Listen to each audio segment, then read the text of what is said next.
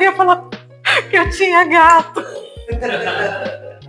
O meu nome é Camila Hufflin, eu sou professora do programa de pós-graduação em Linguística desde o quadriênio de 2021. Então, eu sou recente no programa, né?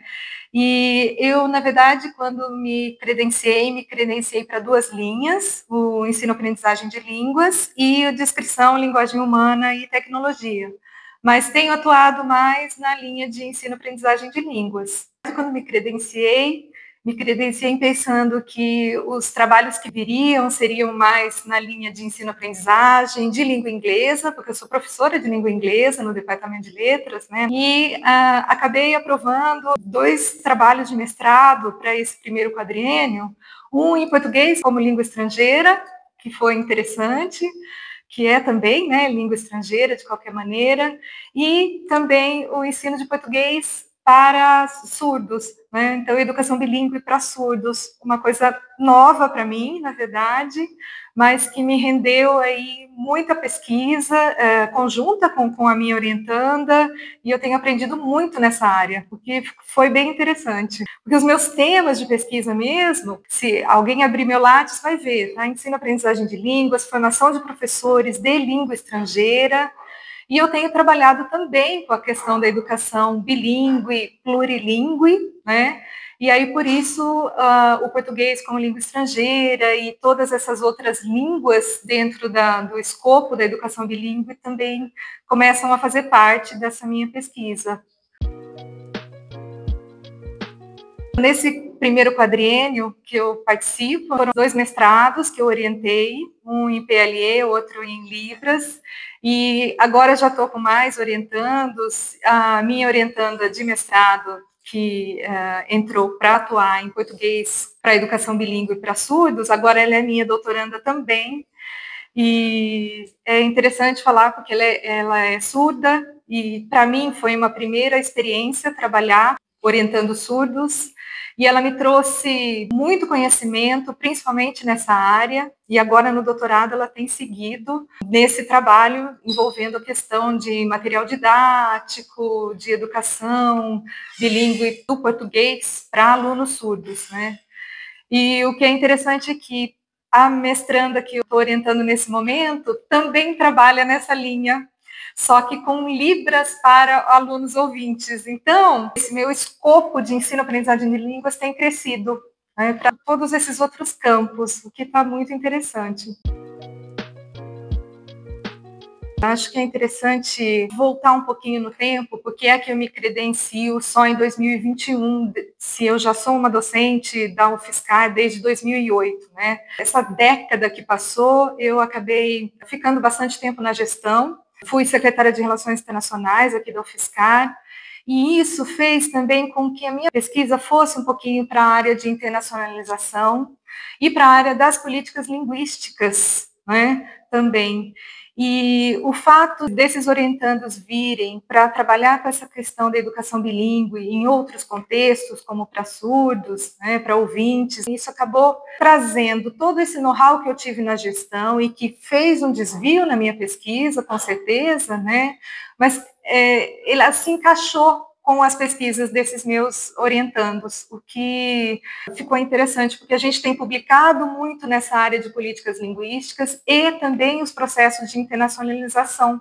A Comissão de Internacionalização trabalhou bastante no sentido de levantar os dados, né, do programa, principalmente de docentes e discentes, com relação à internacionalização, mas a questão que a gente esbarra é sempre essa: o que é a internacionalização? Como é que os nossos docentes e discentes veem o processo de internacionalização, tanto na instituição como um todo, quanto no que o programa realmente precisa para a internacionalização, né? Então, não é o fato só de você ter um momento de mobilidade, um docente vai para alguma mobilidade, passar alguns meses fora, enfim.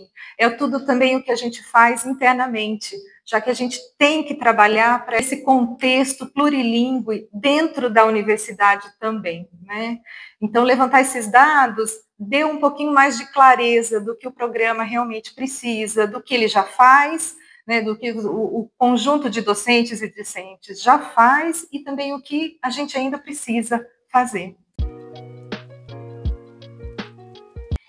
Bom, são 20 anos, né? Estou fazendo parte desse programa agora nesses últimos 4 anos, mas pretendo continuar, vestir a camisa mesmo. Eu acho que a gente está entrando, principalmente quando a gente pensa em pesquisas na área de linguística, a gente está entrando numa era, essa era da inteligência artificial, que acho que está nos propondo alguns desafios. Acredito que a gente vai encontrar algumas pesquisas nessas áreas que vão nos mostrar muitos desafios e que a gente não pode mais fechar os olhos para tudo isso que está acontecendo. E acho que as pesquisas na área de linguística são essenciais para a gente entender o funcionamento, principalmente do que está acontecendo com relação a essa tecnologia invadindo espaços que são de linguagem, que eram espaços presenciais. Enfim, talvez esse seja um desafio para o programa para os próximos 20, 30 anos, né? Trabalhar essas novas questões. Acho que a gente precisa se envolver um pouco mais nessa área. Eu entrei no Quadriênio em 2021 e logo comecei a orientar a Thalita, minha primeira orientanda, mestranda e também uma orientanda surda. E a gente passou, na verdade, toda a pandemia. O processo de mestrado dela foi durante a pandemia. Então, todos os nossos encontros foram virtuais. E com a ajuda do Google Meet, claro que nem todo encontro a gente podia ter o intérprete. Então, isso, na verdade, aconteceu em 1 ou 2 encontros só. Depois tinha o recurso da transcrição, eu falava bem devagar e ela me entendia. Ela é uma surda oralizada, então ela fala português muito bem. E aí o que aconteceu é que a gente foi se encontrar só depois que ela defendeu o mestrado. E a gente se encontrou num evento do GEL, na Unicamp.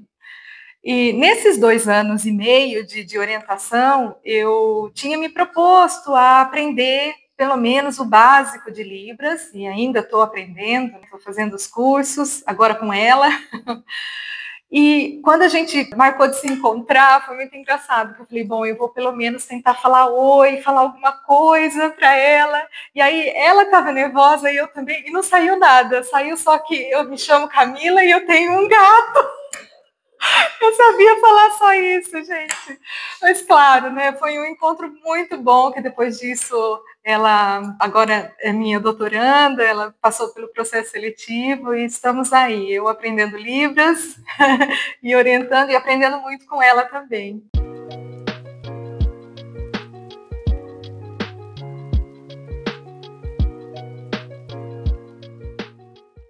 Não sei se eu falei, se deu certo.